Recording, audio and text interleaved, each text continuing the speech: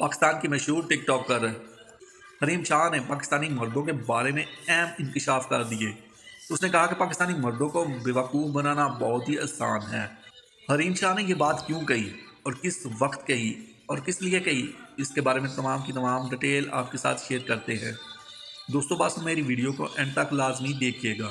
پاکستانی سیاست سمیت اور سوشل میڈیا پر اپنی ویڈیو اور بیانات کی وجہ سے تہلکہ مچانے والی ٹک ٹاکر رحیم شاہ نے پاکستانی مردوں کے بارے میں بہت ہی شرمناک باتیں کی ہے اور انہیں اول درجے کا بیوقوف قرار دیا ہے۔ پاکستانی ٹک ٹاکر رحیم شاہ نے حال ہی میں ایک پوڈ کاسٹ میں شرکت کی، جہاں انہوں نے پاکستانی مردوں کے بارے میں کھل کر بات کی کہ ان کو کس طرح بیوقوف بنایا جا سکتا ہے اور پاکستانی مردوں کی خواتین کے بارے میں کیا سوچ ہے، وہ کس طرح سوچتے ہیں پاکستانی عورتوں کے بارے میں۔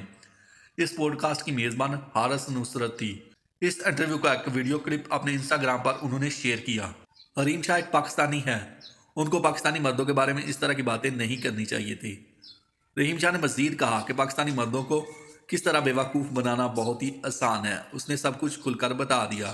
اس نے کہا پاکستانی مردوں کو بآسانی الو بنایا جا سکتا ہے اور ان کو ناکو چنے بھی چبائے جا سکتے ہیں۔ انہوں نے کہا کہ جس مرد کو 10 طلاقیں ہوئی ہوتی ہیں وہ بھی ہیرو بنا ہوتا ہے اور جس خواتین کو 1 طلاق ہو اس کے اوپر خوب تنقید کی جاتی ہے۔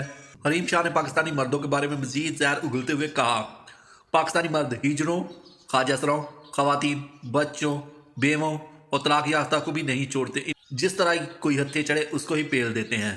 رحیم شاہ نے کہا کہ مردوں کی جسمانی خواہش بہت زیادہ ہوتی ہے، اس لیے وہ اپنی خواہش پوری کرنے کے لیے پاگل ہو جاتے ہیں۔